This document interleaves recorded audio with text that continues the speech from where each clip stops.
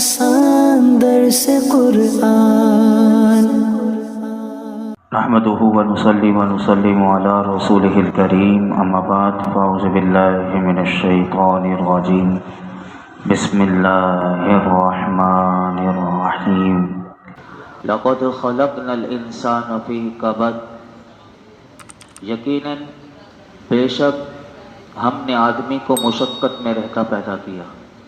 ایحسب ان لن یقدر علیہ احد، کیا آدمی یہ سمجھتا ہے کہ ہرگز اس پر کوئی قدرت نہیں پائے گا. یقول اہلکت مالا لبدا، کہتا ہے کہ میں نے ڈھیروں مال ختم کر دیا. ایحسب ان لم یرہ احد، کیا آدمی یہ سمجھتا ہے کہ اسے کسی نے نہیں دیکھا. اللہ رب العالمین نے انسان کی حقیقت کو بتایا ہے. جیسے گزشتہ کل ہم نے سماعت کیا تھا کہ بے شک ہم نے آدمی کو مشقت میں رہتا پیدا کیا.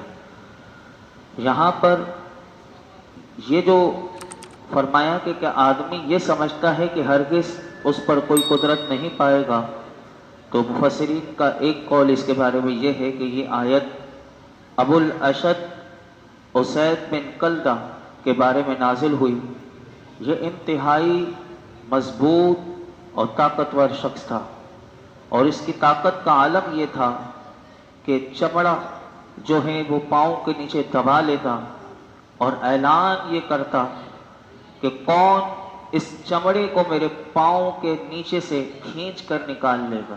یعنی اندازہ لگائیں اس کی طاقت کا کہ چمڑے کو اگر پاؤں میں دبا لے تو وہ اعلان کرتا تھا کہ کون ہے کہ جو اس چمڑے کو کھینچ کر نکال لے گا. چنانچہ 10 آدمی مفسرین کہتے ہیں کہ اس چمڑے کو کھینچتے رہتے یہاں تک کہ وہ چمڑا تو پھٹ کر وہ ٹکڑے ٹکڑے ہو جاتا تھا، لیکن جتنا اس کے پاؤں کے نیچے ہوتا تھا وہ ہرگز نہ نکل سکتا تھا. اور ایک قول مفسرین کا اس آیت کریمہ کے بارے میں یہ ہے کہ یہ آیت ولید بن مغیرہ کے بارے میں نازل ہوئی، اور آیت کے معنی یہ ہے کہ کافر اپنی قوت پر غرور کرتا اور مسلمانوں کو کمزور سمجھتا ہے. اللہ فرماتا ہے یہ کس گمان میں پڑا ہوا ہے اور یہ اللہ کی قدرت کو نہیں جانتا کہ جو قادر برحق ہے. پھر اللہ رب العالمین نے آگے ارشاد فرمایا یقول اہلکت مالا لبدا، کہتا ہے کہ میں نے ڈھیروں مال ختم کر دیا. یہاں سے اس کافر کا قول ذکر کیا گیا. چنانچہ نبی کریم صلی اللہ علیہ وسلم کے بارے میں بتایا گیا کہ وہ کافر کہتا ہے کہ میں نے حضور کی عداوت اور دشمنی میں لوگوں کو دے کر یعنی ڈھیروں مال ختم کر دیا تاکہ وہ لوگ نبی پاک صلی اللہ علیہ وسلم کو تکلیف پہنچائیں. کیا اس کافر کا یہ گمان ہے؟ اللہ فرماتا ہے کہ اسے اللہ رب العالمین نے نہیں دیکھا. یعنی وہ جو میرے محبوب کو تکلیف پہنچانے کے لیے، ان کے دین کی راہ میں رکاوٹ بننے کے لیے یہ جو مال جو خرچ کر رہا ہے، کیا یہ سمجھتا ہے کہ اسے اللہ رب العالمین نے نہیں دیکھا؟ تو اللہ رب العالمین اس سے سوال کرے گا کہ کل قیامت کے دن اس سے پوچھے گا کہ یہ مال کہاں سے حاصل کیا اور یہ کس کام پر خرچ کیا. ایسا ہرگز نہیں کہ اللہ تعالیٰ اس کی خبیث نیت اور باطنی فساد سے فرمایا کہ باخبر ہے اور وہ اسے اس کی سزا دے گا. یہاں سے ان آیات سے علماء کہتے ہیں یہ معلوم ہوا کہ بری نیت سے اور بری جگہ پر مال خرچ کرنے کا انجام جو ہے وہ بہت سخت ہے. یعنی آج بھی ہمارے لیے ان آیات میں بہت بڑا سبق ہے، اور اس سے وہ لوگ بھی عبرت حاصل کریں کہ جو رشوت کے ذریعے دنیا کا عہدہ اور منصب حاصل کرنے کے لیے اور شادی کی ناجائز رسموں کو پورا کرنے کے لیے بے جا خرچ کرتے ہیں. اور اسی طرح ان لوگوں کے لیے بھی آیات کریمہ میں درس ہے کہ جو ظاہری طور پر تو بڑے نیک کاموں میں اپنا مال خرچ کر رہے ہوتے ہیں، لیکن ان کی نیت یہ ہوتی ہے کہ اس عمل سے لوگ ان کی واہ واہ کریں اور لوگوں میں ان کی نیک نامی مشہور ہو. اور ایسے لوگوں کے لیے میں حدیث پاک آپ کے سامنے رکھتا ہوں کہ ہم ان حدیث کو سن کر 2 احادیث مبارکہ ہیں کہ ہمارے لیے بڑی عبرت ہے. ان احادیث مبارکہ میں سنیے کہ तिरमिज़ी शरीफ में ये हदीस पाक मौजूद है कि हज़रत अब्दुल्ला बिन मसऊद रज़ी अल्लाह ताला अन्हु रिवायत करते हैं कि रसूलुल्लाह सल्लल्लाहु अलैहि वसल्लम ने इरशाद फरमाया कि क़यामत के दिन इंसान अपने रब की बारगाह से उस वक्त कदम न हटा सकेगा कि जब तक उससे उन चीज़ों के बारे में सवाल न कर लिया जाए। वो 5 चीज़ें हैं। फरमाया कि इन 5 चीज़ों के बारे में जब तक सवाल ना हो जाए क़यामत के दिन बंदा कदम भी हटा नहीं सकता। अब वो 5 चीज़ें कौन सी हैं सुनिए। कि फरमाया कि नंबर 1 कि पहला सवाल अल्लाह रब्बुल आलमीन हर इंसान से क़यामत के दिन ये करेगा कि उसकी ज़िंदगी, कि मैंने जो ज़िंदगी तुझे दी थी बता कि ये ज़िंदगी किन कामों में तूने ज़िंदगी को सर्व किया। पहला सवाल। दूसरा ये होगा कि जो ज़िंदगी में जो तुझे बचपन के बाद जवानी मैंने दी थी, क्योंकि जवानी में इंसान के पास ताकत होती है, कुव्वत होती है, सब इंसान का उरूज पर जवानी होती है, तो इस जवानी के बारे में भी अल्लाह पूछेगा कि उसकी जवानी जो है वो किन कामों में सर्व हुई। नंबर 3 उससे पूछा जाएगा कि जो मैंने तुझे माल दिया था बता कि तूने कहाँ से कमाया और कैसे कमाया और तूने फिर कहाँ खर्च किया। ये तीसरा सवाल का जवाब दे। चौथा सवाल ये होगा कि बता कि माल कहाँ से कमाए, ये चौथा था, ये तीसरा था, और चौथा ये था कि कहाँ खर्च किया, और 5वां ये है कि जो तूने इल्म दुनिया में सीखा तो बता जितना सीखा उस पर कहाँ तक अमल किया। यानी इन 5 सवालों के जवाब हर बंदे ने देने हैं। दूसरी हदीस पाक है कि हज़रत शद्दाद बिन औस रज़ी अल्लाह ताला अन्हु रिवायत करते हैं कि नबी करीम सल्लल्लाहु अलैहि वसल्लम ने इरशाद फरमाया कि जिसने दिखावे के लिए रोज़ा रखा उसने शिर्क किया। अल्लाहु अकबर। अब अंदाज़ा लगाएं शिर्क जो है, तो शिर्क की 2 किस्में, एक शिर्क अकबर है और ये शिर्क असगर। तो ये शिर्क असगर में यानी ये भी बंदा अगर किसी और के लिए किए तो इसे शिर्क से ताबीर किया गया। मेरे आका फरमाते हैं जिसने दिखावे के लिए रोज़ा रखा, जब अल्लाह के लिए नहीं रखा, लोगों को दिखाने के लिए रखा, तो मेरे आका ने फरमाया उसने शिर्क किया। जिसने दिखावे के लिए नमाज पढ़ी तो उसने शिर्क किया, और फरमाया जिसने रियाकारी करते हुए सदका किया तो फरमाया उसने भी शिर्क किया। और ये शुआबुल ईमान में ये हदीस पाक मौजूद है। हम अल्लाह रब्बुल आलमीन की बारगाह में दुआ करते हैं कि अल्लाह ऐसे लोगों पर भी और हमारे हाल पर भी रहम फरमाए कि हम अपनी अंदर जो बिगड़ी हुई आदतें हो और ख़राब हालात अगर हमारे अंदर भी हैं तो हम उसे दुरुस्त करें, और जिन लोगों की आदतें बिगड़ गई हैं, हालात ख़राब हैं, अल्लाह उन्हें भी अपनी इस्लाह करने की तौफीक अता फरमाए। ये बात अर्ज़ करने के बाद अल्लाह रब्बुल आलमीन ने आगे इरशाद फरमाया कि अलम नजअल लहू ऐनैन व लिसानन व शफ़तैन व हदैनाहु नजदैन। क्या हमने उसकी 2 आंखें ना बनाई और एक ज़बान और 2 होंठ, और फरमाया व हदैनाहु नजदैन, और हमने उसे 2 रास्ते दिखाए।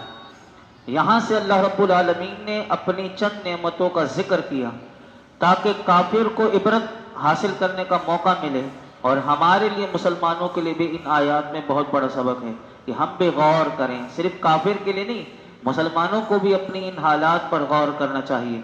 अल्लाह रब्बुल आलमीन ने इरशाद फरमाया इन 3 आयात का मुख्तसर खुलासा ये कि क्या हमने उस काफिर आदमी की 2 आंखें ना बनाई कि जिनसे वो देखता है? क्या हमने उसे ज़बान ना दी कि जिससे वो बोलता है और अपने दिल की बात को ज़ुबान के ज़रिए वो बयान में करता है?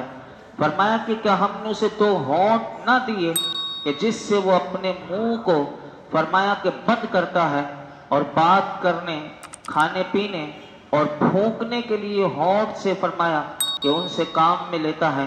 क्या हमने उसे माँ के दूध से भरे पिस्कानों की तरफ राह न बताई ताकि पैदा होने के बाद वो उनसे दूध पीता और ग़िज़ा हासिल करता रहे? ये कौन है? तो फरमाया ये रब्बुल आलमीन है कि जिसने इंसान को ये समझ दी। यहाँ पर आप गौर कीजिए कि ज़ुबान की कितनी अहमियत है और इसकी हिफाजत की तरगीब के लिए ये पूरा एक नक्शा इन 3 आयात में बयान किया गया। और अल्लाह रब्बुल आलमीन ने इरशाद फरमाया कि अल्लाह ने इंसान को ज़ुबान अता की और उसमें गुफ्तगू पैदा करने की सलाहियत भी पैदा की। और इस नेमत की अहमियत का अंदाज़ा इस बात से आप लगाइए कि इसके ज़रिए यानी ज़ुबान अगर ये बोल ना सके तो उस गूंगे से पूछिए کہ جو بولنے کے لیے کسی کو اپنی بات سمجھانے کے لیے کتنی یعنی تکلیف اسے اٹھانی پڑتی ہیں، یہ سامنے والا اگر گونگے کی بات نہ سمجھ پائے تو یہ ہمارے اوپر اللہ کا کتنا بڑا نعمت یعنی کتنی بڑی نعمت ہے۔ تو فرمایا کہ انسان اس زبان کو غور کرے کہ اللہ رب العالمین نے یہ جو زبان دی، اس زبان کے ذریعے انسان کلام کرتا اور اپنے دل کی بات کو جو ہے وہ بیان کرتا ہے اور اس کے ذریعے اپنے معاملات کو سر انجام دیتا ہے، اور اسی زبان کے ذریعے فرمایا کھانے والی چیزوں کے ذائقے کو معلوم کرتا ہے۔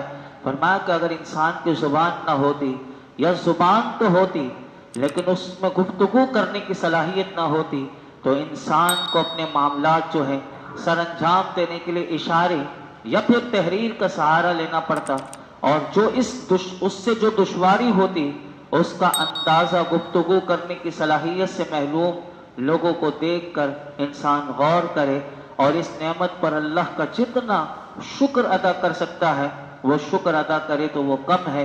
علامہ اسماعیل حقی رحمۃ اللہ تعالی علیہ فرماتے ہیں اس آیت میں یہ تنبیہ بھی ہے، یہ وارننگ بھی ہے کہ اچھی اور نیک باتوں کے علاوہ انسان کلام کم کرے، اور اس کے علاوہ جو فضول اور بے فائدہ باتیں ہوں اس سے اپنے آپ کو بچانے کی کوشش کرے۔ اللہ رب العالمین نے جو زبان کو منہ کے اندر رکھا اور اس کے آگے دو ایسے ہونٹ بنا دیے کہ جنہیں کھولے بغیر کلام کرنا ممکن نہیں، یعنی ہونٹ بند کیجئے اور بول کر دکھا دیجئے، کوئی نہیں بول سکتا۔ تو یہ جو زبان کے آگے جو ہونٹ کے جو تالے دیے ہیں، تو فرمایا اس میں یہ حکمت یہ ہے کہ بندہ اپنے ہونٹوں کو بند کر کے جب وہ کلام نہیں کر سکتا تو پھر اسے یہ بتایا گیا ہے کہ انسان اپنی زبان کی اہمیت کو سمجھے اور اس کی حفاظت کی کوشش کرے۔ آئیے میں حدیث پاک زبان کے حوالے سے بیان کر کے پھر اپنی گفتگو کو سمیٹتا ہوں، پھر مزید آگے کل اس سورت کو ہم مکمل کریں گے، سورہ بلد کو، اور پھر ہم آگے بڑھتے ہیں صرف اس حوالے سے کہ زبان کی اللہ ہمیں حفاظت عطا کر دے۔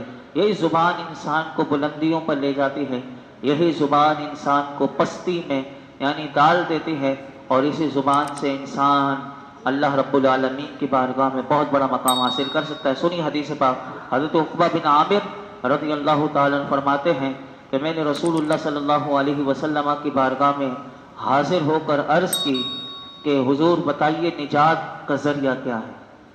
تو میرے آقا علیہ الصلوۃ والسلام نے ارشاد فرمایا اپنی زبان کو قابو میں رکھو۔